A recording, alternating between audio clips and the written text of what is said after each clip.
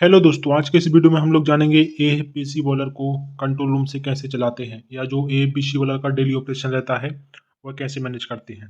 सबसे पहले इसमें क्या है, डेली ऑपरेशन में हम लोग देखते हैं मेंटेन करना पड़ता है हम लोगों को जो स्टेबल बॉयलर लोड। दूसरा, कंट्रोल कंबस्शन पैरामीटर को मेंटेन करना पड़ता है और मैन स्टीम वाटर और स्टीम का पैरामीटर हम लोगों को मेंटेन करना पड़ता है और इंश्योर करते हैं हम लोग सेफ और एफिशिएंट ऑपरेशन हो हमारा एपीसी बॉयलर का। इसमें सबसे पहला है कंबस्शन बेड टेम्परेचर। जैसा कि हम लोग जानते हैं जो हमारा पावर प्लांट होता है उसका हार्ट हम लोग बोलते हैं कि उसको बीएफपी को हमारा पावर प्लांट का हार्ट कहलाता है। ठीक उसी प्रकार अगर हम एएफबीसी वालर की बात करें तो उसमें हमारा जो बेड टेम्परेचर है वह एएफबीसी वालर का हार्ट कहलाता है। तो इसमें नॉर्मल रेंज रहता है वो 750 से 900 डिग्री सेल्सियस का रहता है। अगर जो हमारा बेड टेम्परेचर है जैसे लो टेम्परेचर रहेगा तो इसमें क्या है, इनकम्प्लीट कंबस्शन होगा, एलओआई ज़्यादा आएगा और जो हमारा लॉस है कार्बन का वो ज़्यादा होगा। हाई टेम्परेचर रहेगा तो क्लिंकर फॉर्मेशन का रिस्क बढ़ जाता है और जो मेटल है उसमें स्ट्रेस भी ज़्यादा होता है अगर ज़्यादा टेम्परेचर पर चलाएंगे तो। Maintain uniform compartment temperature. हम लोगों को सबसे पहला है कि जो कंपार्टमेंट टेम्परेचर है उनको यूनिफॉर्म मेंटेन करने के चलना पड़ता है। जैसे हमारा मान लो 5 कंपार्टमेंट है तो 5 कंपार्टमेंट में प्रॉपर टेम्परेचर होना चाहिए। सपोज़ किसी कंपार्टमेंट टेम्परेचर कम है तो उसमें हम लोगों को चेक कराना है कहीं पीए लाइन जाम तो नहीं है, या उसमें कोल्ड ड्रेन कराना है, उसमें बेड उसका जो बेड एंड लाइन है उसको चेक कराना है कि कहीं जाम तो नहीं है। तो उसके अकॉर्डिंगली हम लोगों को यूनिफॉर्म टेम्परेचर मेंटेन करना है हर कंपार्टमेंट का। उसके बाद है दूसरा सबसे इम्पोर्टेंट चीज़ होता है एएफबीसी बॉयलर में, जैसे इसका नाम है atmospheric fluidised bed combustion boiler. इसमें फ्लूइडाइज्ड बेड होता है जो इसलिए हम लोगों को प्रॉपर बेड हाइट मेंटेन करके चलना पड़ता है। यह डिपेंड करता है कि डिज़ाइन पर या जो आपका कैपेसिटी पर बॉयलर का कितना मेंटेन करना है। जैसे नॉर्मल 300 से 500 तक हम लोगों को मेंटेन करना पड़ता है बेड हाइट।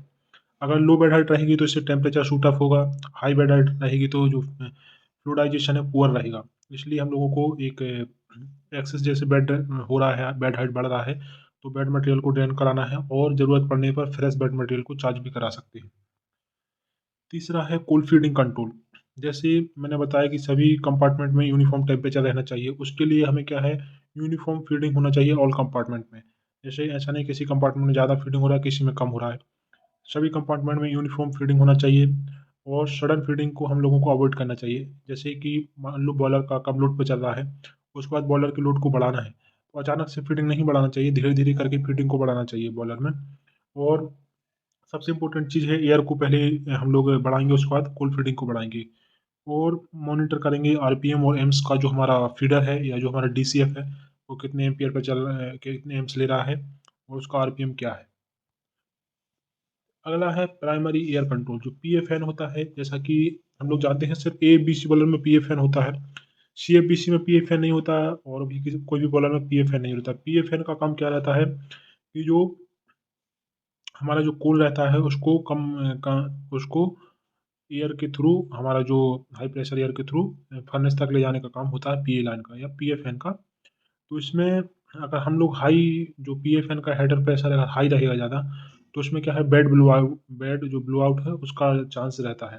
और अगर कम रहेंगे पीए हेडर प्रेशर तो इसको हमारा चोकिंग जो लाइन चोक है उसका डर रहता है कि लाइन चोक हो जाएगा और अक्सर केस में होता है। तो जो पीए हेडर प्रेशर है वो लगभग 1100 से 1200, डिपेंड करता है आपके प्लांट टू प्लांट कितना मेंटेन करना है, 1200 1300 तक भी चलाते हैं। तो मेंटेन करना है स्टेबल पीए हेडर प्रेशर, ये डेली ऑपरेशनों के दौरान आते हैं। अगला होता है एफडीआरडी फैन कंट्रोल। तो एफडीआरडी फैन, जैसे हम लोग जानते हैं एफडी फैन का काम होता है कंबशन एयर सप्लाई करना फर्नेस के अंदर, आरडी फैन का काम होता है ड्राफ्ट मेंटेन करना। और इन दोनों को मिला के हम लोग एक बैलेंस ड्राफ्ट मेंटेन करते हैं। तो प्रॉपर मेंटेन करना है एयर फ्यूल जो बैलेंस को मेंटेन करके चलना है। और हम लोगों को देखना है कि कहीं कोई फैन ज़्यादा आरपीएम तो नहीं ले रहा है पहले से। जैसे पहले मान लो कोई फैन 200 एम्पीयर ले रहा है तो अभी 220 ले रहा है। तो इन चीज़ों को देखना पड़ता है डे टू डे ऑपरेशन के दौरान कि कहीं कोई भी ड्राइव है वो नॉर्मल से ज़्यादा तो नहीं एम्पीयर ले रहा है या उसमें कोई वाइब्रेशन तो नहीं बढ़ गया है। ये सभी चीज़ें हम लोगों को मेंटेन करके चलना पड़ता है। फर्नेस ड्राफ्ट कंट्रोल वही होता है जो आईडी फैन के थ्रू हम लोग करते हैं। जैसे लगभग -5 से -3 से -5 के बीच हम लोग मेंटेन करके चलते हैं। अगर ड्राफ्ट पॉजिटिव रहता है तो ये डेंजरस कंडीशन में आता है और हम लोग इसको कंट्रोल करते हैं आईडी फैन के द्वारा। और हम लोगों को देखना पड़ता है कि सडन ड्राफ्ट फ्लक्चुएशन तो नहीं हो रहा है, क्योंकि ड्राफ्ट है ड्राफ्ट जैसे मान लो सडनली हम लोगों का ड्राफ्ट बहुत ज़्यादा पॉजिटिव बढ़ आ गया है तो इससे एक कारण हो सकता है कि ट्यूब पंचर तो नहीं हो गया, या आप ज़्यादा ज़्यादा फीडिंग दे देते हैं अचानक से, तो उसकी वजह से भी पॉजिटिव आने लगता है। अगर आईडी फैन हमारा मैनुअल मोड में चल रहा है, अगर ऑटो में चलेगा तो वो ऑटोमेटिकली आरपीएम बढ़ा लेगा, जिससे ड्राफ्ट मेंटेन रहेगा। ड्रम लेवल कंट्रोल सबसे इंपॉर्टेंट चीज़ है बॉयलर में। ड्रम लेवल मतलब पानी रहना चाहिए बॉयलर में। तो उसमें लगभग 50% तक हम लोग ड्रम लेवल को मेंटेन करके चलते हैं, और प्रेफर करेंगे कि जो हमारा एफसीवी है, फीड कंट्रोल वाला, वो 3 एलिमेंट में रहे। सिंगल एलिमेंट में नहीं चलाना, 3 एलिमेंट में चलाते हैं। और सडन फीड वाटर चेंज को हम लोगों को अवॉइड करना है, कि फीड वाटर को अचानक से बढ़ा दिया, कम कर दिया। और इसको जब लोड कम ज़्यादा करते हैं तब हम लोगों को बहुत ज़्यादा ध्यान रखना पड़ता है ड्रम लेवल पर। स्टीम पैरामीटर को सबसे इंपॉर्टेंट चीज़ तो यही है, स्टीम पैरामीटर को मेंटेन करना है, जैसे मैन स्टीम का टेम्परेचर और मैन स्टीम का pressure. Through out the shift हम लोगों को प्रेशर को ही मेंटेन करके चलना पड़ता है, और टेम्परेचर को कैसे मेंटेन करते हैं, जैसे टीसीबी अगर टेम्परेचर शूट अप हो रहा है तो हम लोगों को जो टीसीबी रहता है, टेम्परेचर कंट्रोल वाला, उसको थोड़ा लाइन में लेना है, और उसको ज़्यादा ओपन करके कंट्रोल करना है। प्रेशर तो क्या है, फीडिंग हम लोग बढ़ाते हैं तो प्रेशर बढ़ता है। और कूल फीडिंग के द्वारा हम लोग टेम्परेचर और प्रेशर दोनों को मेंटेन करते हैं। मेनली एबीसी या कोई भी बॉयलर में प्रेशर को ही मेंटेन करके चलना पड़ता है। O2 control and efficiency. O2 बहुत ज़्यादा इंपॉर्टेंट है, क्योंकि अगर हम लोग ज़्यादा O2 चलाएंगे तो एफिशिएंसी का लॉस होगा, और कम O2 रहेगा तो CO फॉर्मेशन रहेगा, जिससे भी एफिशिएंसी का लॉस ही होता है, क्योंकि जो कोल है वो कंप्लीट कंबस्टन नहीं होगा उसका। CO का CO में फॉर्मेशन कार्बन का CO फॉर्मेशन होगा, CO2 में नहीं होगा। तो मेंटेन करना है, जो हमारा O2 है लगभग 3 से 6 के बीच मेंटेन करना है, जो लगभग 4 या 5 में आइडियल रहता है। ESP and flue gas monitoring.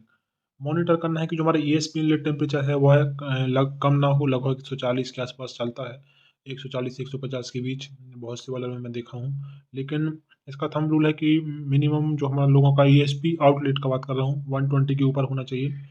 अगर आपका जो स्टैक है वह कंक्रीट का बना हुआ है, लेकिन अगर स्टैक मेटल का है तो जो हमारा स्टैक का आउटलेट का टेम्परेचर है वह 150 की, सॉरी 130 के ऊपर ही होना चाहिए। अवॉइड करना चाहिए high temperature to protect ESP। ESP में जैसा कि हम लोग जानते हैं कि वेपिंग होता है, उसमें जो हमारा स्पार्क रेट वगैरह है वो भी इससे इफेक्ट पड़ता है, अगर टेम्परेचर कम ज़्यादा होता है तो हॉपर हॉपर टेम्परेचर को भी हम लोगों को चेक करना है, और हॉपर लेवल को भी, कि जो हमारा ESP का हॉपर है वो है खाली हम लोगों को रखना है शिफ्ट में। ऐसा कि नहीं कि हमारा हॉपर बढ़ता जाए, हमारा मतलब मेनली क्या है, एस हैंडलिंग सिस्टम को मॉनिटर करना है। Shift wise check bed temperature trends में सबसे इंपॉर्टेंट चीज़ होता है, जो हम ट्रेंड को, अगर आप ट्रेंड देखेंगे तो हमें पता चलेगा प्रीवियस शिफ्ट में कैसे बॉलर को ऑपरेट किया गया है, और हमें कैसा करना है। सबसे पहले बेड टेम्परेचर का ट्रेंड देखना है, कितना चल रहा है। कोल्ड फीडर का आरपीएम एम्स देखना है, सभी जितने भी ड्राइव हैं सबका एम्स हमें पता होना चाहिए, और FLC पता होना चाहिए कितना है। Fan vibration and bearing temperature, जैसे हमारा IDP है और FD है, इनका जो वाइब्रेशन है वो भी मॉनिटर करना है। ड्रम लेवल फ्लक्चुएशन नहीं होना चाहिए ज़्यादा। एशनलिंग सिस्टम को भी, हेल्थ को हम लोगों को चेक करना है शिफ्ट वाइज। क्या कॉमन डेली इशू आते हैं जब हम लोग ABC वाले को ऑपरेट करते हैं? सबसे पहले वही है बेड टेम्परेचर का फ्लक्चुएशन, बेड टेम्परेचर ड्रॉप होता है ABC में ज़्यादा, और अनइवन कंपार्टमेंट टेम्परेचर भी इसी की वजह से होता है, जो हमारा PA लाइन है वो ज़्यादातर चोक हो जाता है, इसकी वजह से अनइवन कंपार्टमेंट टेम्परेचर रहता है। ड्राफ्ट इनस्टेबिलिटी रहता है। जैसे दोनों फैन अगर ऑटो में चल रहे हैं तो ज़्यादातर प्रॉब्लम नहीं आती है, अगर मैनुअल मोड में चलाते हैं तो हम लोगों को थोड़ा प्रॉब्लम आता है। हाई LOI आता है ABC में, जैसा कि हम लोग जानते हैं जो CABC रहता है उसमें सर्कुलेटिंग फ्लूइडाइज वेट होता है, तो उसमें LOI कम होता है। ABC में LOI थोड़ा ज़्यादा आता है इसको, इसलिए हम लोगों को इशू आता है, इसको कम करने का कोशिश करना है, और ड्रम लेवल हंटिंग को भी हम लोगों को कम करना है। कुछ इंपॉर्टेंट थंब रूल हैं, जैसे कि हम लोग अगर कूल फीडिंग बढ़ाएंगे तो उससे पहले हम एयर को बढ़ाना ज़रूरी है, और पॉजिटिव ड्राफ्ट में कभी भी बॉयलर को नहीं चलाना है। और बेड टेम्परेचर, जैसा कि मैंने पहले बताया, हार्ट है ABC बॉयलर का, तो उसको मेंटेन करके चलना है। मॉनिटर करना है drum level during load change, अगर सडन लोड चेंज हो रहा है, जैसे बैक प्रेशर बॉयलर में दिक्कत होती है, नॉर्मल बॉयलर में नहीं होती। जो बैक प्रेशर बॉयलर रहते हैं उनमें सडन लोड चेंज के दौरान ड्रम लेवल बहुत ज़्यादा फ्लक्चुएट होता है, और अवॉइड करना है सडन लोड चेंज को, धीरे धीरे लोड को बढ़ाना, धीरे धीरे कम करना है। इस वीडियो में अगर आपको कुछ इन्फॉर्मेटिव जानने के लिए मिला हो तो लाइक कीजिए, सब्सक्राइब कीजिए power plant, inside power plant YouTube channel को। Thank you.